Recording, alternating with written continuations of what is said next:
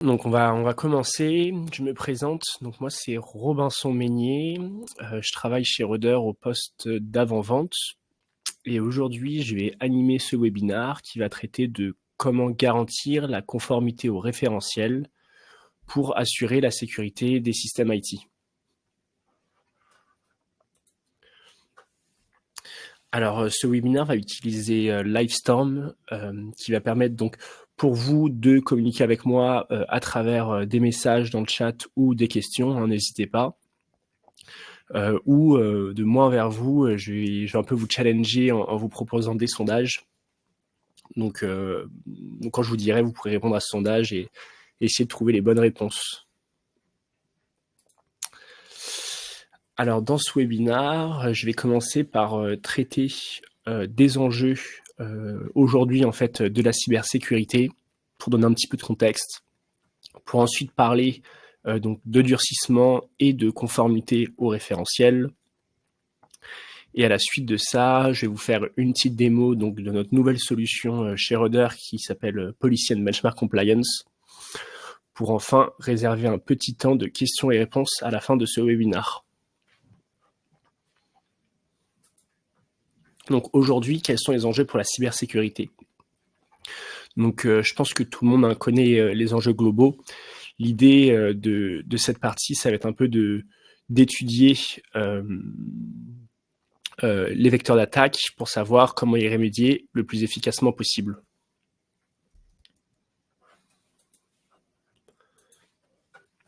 Alors aujourd'hui, il y a cette maxime populaire qu'on entend beaucoup. Il n'est plus question de savoir si une entreprise va subir une cyberattaque, mais plutôt quand elle le subira.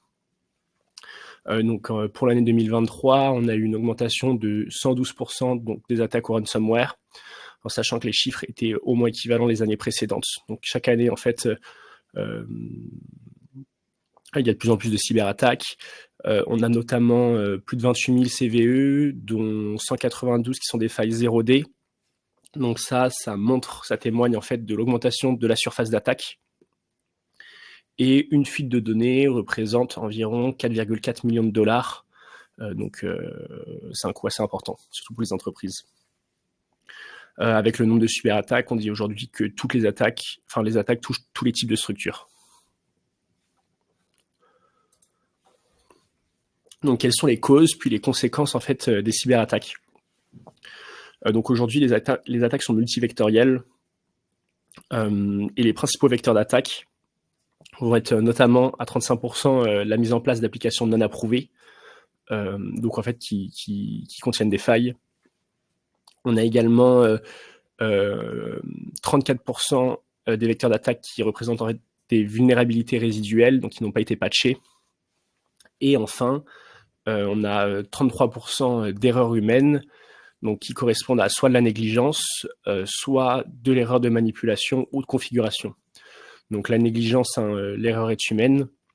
L'erreur de manipulation de configuration fait appel finalement plus à un manque de compétences techniques des outils de configuration. Et les conséquences des cyberattaques, ça va être donc des pannes, donc de l'extorsion, du vol de données, on en a déjà parlé juste avant avec le coût, et une image de marque qui peut être endommagée. Donc l'idée en fait de la conformité, ça va être de répondre en fait à ces vecteurs d'attaque pour être le plus efficace possible.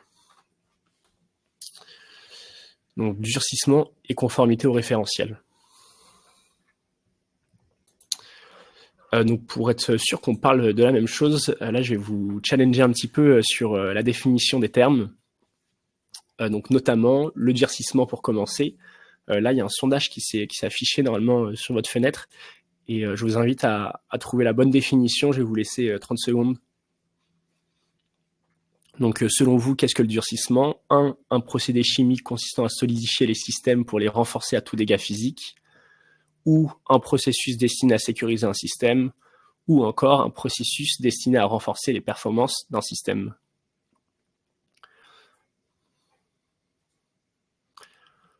Je vais vous laisser encore 15 secondes.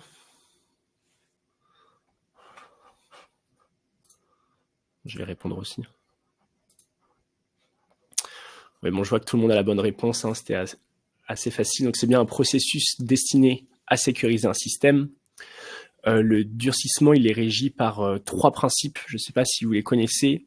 Le premier, ça va être le principe de minimisation. Donc l'idée de ce principe, c'est d'éviter autant que possible toute complexité inutile sur les systèmes. Donc en particulier, ça va consister à réduire à l'indispensable les objets installés sur un système. Donc le principe sous-jacent, en fait, c'est réduire la surface d'attaque. Le deuxième principe, c'est le principe de moindre privilège. Donc le principe va définir que tout objet ou toute entité gérée par un système ne doit disposer que des droits strictement nécessaires à son exécution et rien de plus. Et enfin, le dernier, il est assez connu aussi celui-ci, c'est le principe de défense en profondeur qui impose la conception donc, de plusieurs couches de sécurité indépendantes et complémentaires. Donc deuxième petit sondage, petit challenge, la définition d'un référentiel. Qu'est-ce qu'un référentiel ? Un solide, donc un ensemble de points fixes entre eux par rapport auquel on repère une position ou un mouvement. 2, l'ensemble de politiques de sécurité détaillant les mesures à prendre pour durcir un système. Ou 3, l'ensemble de politiques de sécurité définissant les mesures obligatoires à prendre pour durcir un système.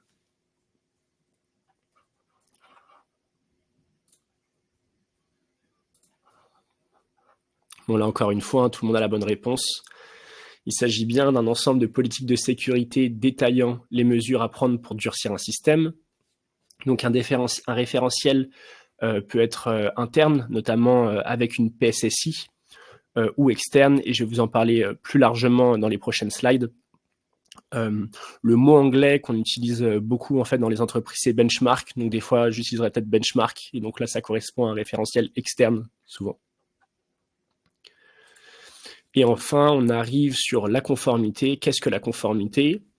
Est-ce que c'est la mesure du respect aux politiques de sécurité définies dans une référence, ou la capacité d'un système à être facilement mis à jour, ou encore la mesure du respect des tendances en termes de répartition des OS au sein d'un parc IT ?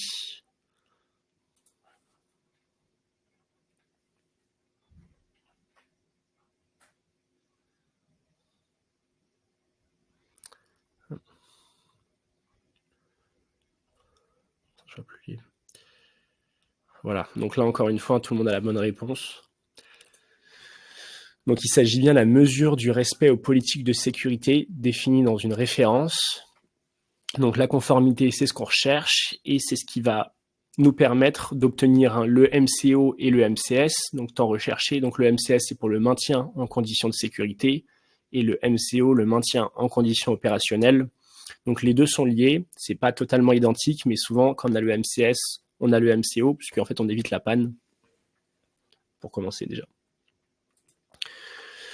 Donc maintenant, je vais vous présenter un peu les principaux auteurs de référentiels. Donc pour commencer, je vais vous présenter l'ANSSI, je pense que tout le monde le connaît, puisque c'est français. Donc l'ANSSI, qui est une référence, hein, qui a notamment publié le guide d'hygiène informatique. Donc ça, c'est plutôt pour des conseils de haut niveau. Mais il a également publié donc, le BP 028 donc, pour les systèmes Linux. Donc c'est un référentiel de 80 recommandations qui va traiter donc, de la partie OS, mais également de la partie matériel et BIOS. Un autre auteur de référentiel, c'est le CIS pour Center for Internet Security. Donc c'est une organisation américaine à but non lucratif. Et les recommandations qu'elle publie sont établies par des consensus. Leurs référentiels sont propres à chaque OS et à chaque version, donc il y a beaucoup de référentiels, et un référentiel comporte entre 250 et 500 points de contrôle. Donc comparé à l'ANSSI, c'est des référentiels qui sont beaucoup plus précis, mais beaucoup plus durs à implémenter. Et ces référentiels traitent donc de la partie OS et applicative. Donc, comment implémenter un référentiel ? Quels sont les enjeux autour de l'implémentation d'un référentiel ? Donc déjà, implémenter un référentiel, c'est complexe, on a vu, puisqu'il y a beaucoup de points de contrôle, entre 250 à 500. Donc, C'est également chronophage, notamment parce que on a des parcs qui sont hétérogènes avec beaucoup d'OS différents. Certains points de contrôle des référentiels ne sont pas actionnables. Si on prend par exemple l'exemple donné, qui a été extrait du CIS Benchmark. Dans CIS Benchmark, l'idée, ça va être d'exécuter la commande et d'observer si des services listés ne sont pas nécessaires. Et si c'est le cas, supprimer le paquet correspondant. Donc là, on voit bien qu'il y a une tâche humaine, avec une intelligence humaine qui est nécessaire. Donc, c'est pas automatisable. Implémenter un référentiel, ça requiert également de l'expertise, parce que les référentiels se personnalisent, notamment en fonction de l'infrastructure cible. Donc ça peut être la criticité des machines, mais aussi leur fonctionnalité et leur usage. Implémenter un référentiel, ça peut être aussi risqué, puisque ça peut causer des dommages qui sont parfois irrémédiables. Et enfin, c'est compliqué, notamment à mettre en œuvre des fois dans des environnements existants. Si on prend par exemple l'exemple donné, l'idée c'est de configurer une partition séparée pour /var. Donc ça, c'est plus facile à faire à l'installation que quand l'OS est déjà installé.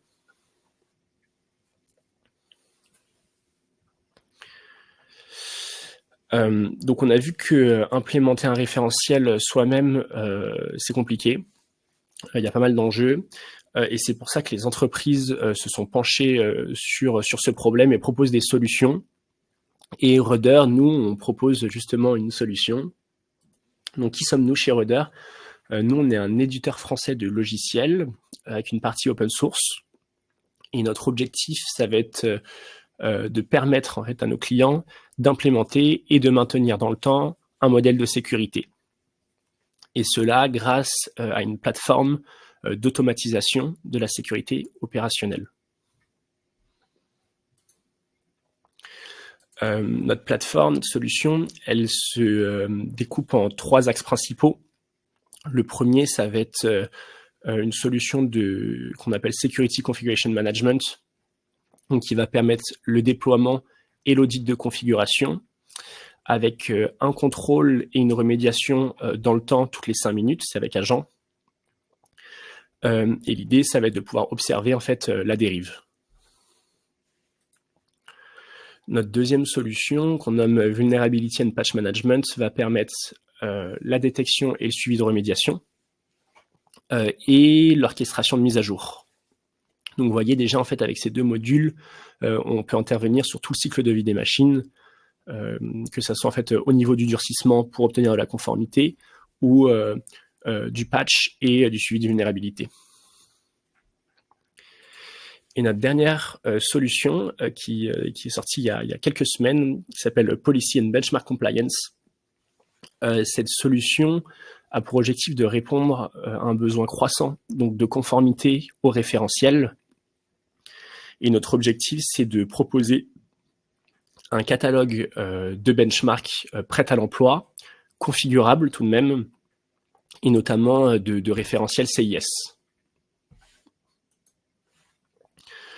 Notre plateforme, elle est actionnable grâce à une interface intuitive et ergonomique ou à travers une API. Et elle est compatible pour les Windows et les Linux. On couvre pratiquement tous les OS existants. Et donc ça peut être des machines sur le cloud, ça peut être des serveurs ou des workstations.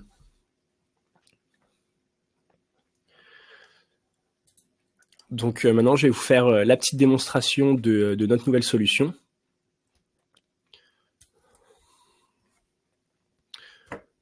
Tac. Alors, quand on se connecte à Rudder, on arrive sur le dashboard. Donc là, c'est ce que vous voyez. Le dashboard présente différentes métriques. Celle qui va nous intéresser aujourd'hui, c'est le Rudder Security Check. Donc ça, c'est les résultats qui sont donnés par la solution Policy and Benchmark Compliance. On remarque que les résultats de toutes les solutions Rudder sont échelonnés, un peu comme le Nutri-Score, par des lettres allant de A à F, A étant la meilleure note, et F, donc c'est le rouge, étant la moins bonne. Le module Policy and Benchmark Compliance se trouve dans le menu Security Management, onglet Security Benchmark. Et quand on clique dessus, on arrive sur une page qui nous présente des référentiels qui sont déjà configurés. Là, il y en a 2. On remarque que ces référentiels ont été configurés à partir d'un template qui s'appelle le Rudder Security Checks même. Ce référentiel, il a été développé en interne par nos équipes et on a extrait des points de contrôle, les points de contrôle les plus importants de différents benchmarks les plus connus, notamment CIS et le BP028 de l'ANSSI. L'idée, c'était de créer un peu une base en fait de durcissement, mais qui est quand même assez importante parce que le référentiel comporte une centaine de points de contrôle. Quand on veut créer un benchmark, il suffit de cliquer sur le bouton Create et de choisir donc un template. Le premier onglet nous propose en fait de remplir des données qui sont assez standards, hein, donc le nom, la description, la documentation. On va mettre des mots. Ensuite, on est invité à choisir la cible. Donc la cible, ça va être des groupes Rudder. Les groupes Rudder peuvent être soit dynamiques, soit statiques. Donc des groupes statiques, c'est assez simple. L'idée, ça va être de choisir manuellement quelle machine appartient à quel groupe. Et après, on peut que en fait, changer les machines à la main. Tandis que pour les groupes dynamiques, l'idée, ça va être de choisir des critères d'appartenance à ces groupes. Et ces critères peuvent être tirés des inventaires des machines. Donc ça peut être les OS. Donc là, par exemple, on a des groupes dynamiques pour les machines Debian, Ubuntu, Windows ou Rocky Linux. Ça peut être également des groupes à partir des softwares. Donc là, typiquement, on a un groupe pour les machines ayant un NTP installé. Ou enfin, ça peut être des machines, des groupes à partir de propriétés qui ont été renseignées par l'utilisateur. Donc là, par exemple, on sépare donc, les machines de dev, des machines de production, des machines support. Donc allez, nous, on va prendre les machines de dev. Dans les cibles, il est également possible de renseigner des exclusions. Et enfin, on arrive sur la page de paramétrage, où là, l'idée, c'est de sélectionner point de contrôle après point de contrôle pour savoir, enfin pour les configurer. Donc on est capable de les activer, soit en mode audit. Donc le mode audit, ça va être juste de l'observabilité, soit le mode enforce, où là, Rudder va venir remédier sur les machines. Donc dans un premier temps, on conseille plutôt évidemment de se mettre en mode audit parce que Rudder peut venir faire des changements qui peuvent casser les machines.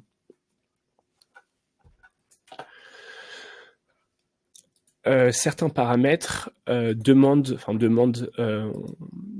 des paramètres. Certains points de contrôle ont des paramètres. Donc les paramètres, il y en a toujours par défaut. Ça peut être des chiffres, des strings, mais l'utilisateur peut choisir de les changer. Typiquement, là, le paramètre, c'est une taille maximum de fichiers pour auditer. Donc la valeur par défaut, c'est 8 mégaoctets.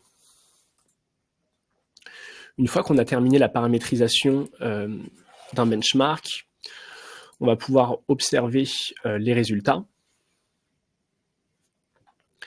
Les résultats, on peut les obtenir dans la page Summary et donc là, en fait, on va voir les résultats pour tous les agents qui sont concernés, mais on est également capable, dans l'onglet Nodes, de récupérer les résultats agent par agent. Donc là, si on arrive sur l'agent 2, on va voir les résultats du benchmark seulement pour l'agent 2. On retrouve également les scores Nutri-Score un peu échelonnés de A à F. Donc voilà pour la démo. Et maintenant, on va pouvoir passer au temps des questions. Donc si vous avez des questions, je vous invite à les poser dans l'onglet questions ou dans le chat. Je peux regarder les deux.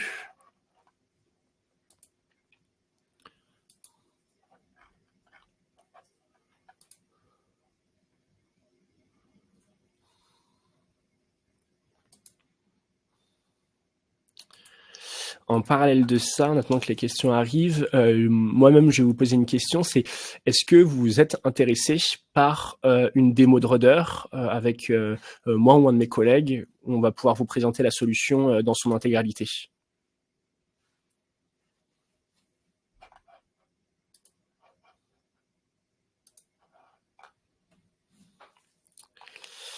Alors là, j'ai une question de Rémi. Bonjour, y a-t-il un support True NAS? Je ne sais pas ce que ça veut dire le support True NAS, honnêtement. Est-ce que c'est possible d'expliciter la question?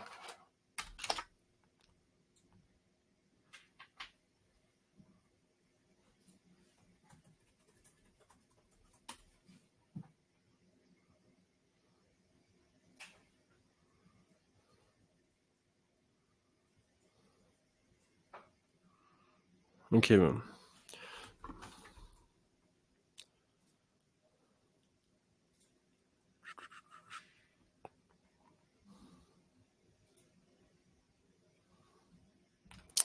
Alors là, on a Sébastien qui nous pose la question, est-ce qu'il y a des fonctionnalités de scan de vulnérabilité?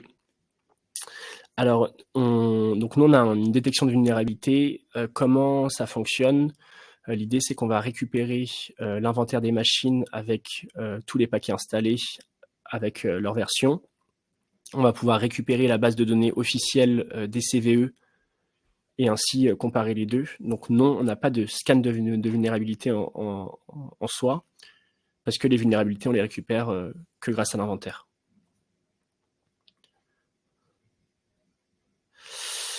Donc Stéphane nous demande, bonjour, est-ce qu'il y a un agent pour déployer sur les machines? Oui, Rudder fonctionne avec agent, donc il y a bien un agent déployé sur les machines. C'est une volonté, hein, c'est une volonté pour être performant notamment, pour ne pas être en push, mais vraiment être en pull. Ah, et Rémi a précisé, l'agent est-il compatible OpenBSD? Honnêtement, je ne sais pas. Il faudrait demander aux équipes techniques pour pouvoir répondre. Si vous voulez, on peut se planifier ou je peux revenir vers vous pour répondre à cette question.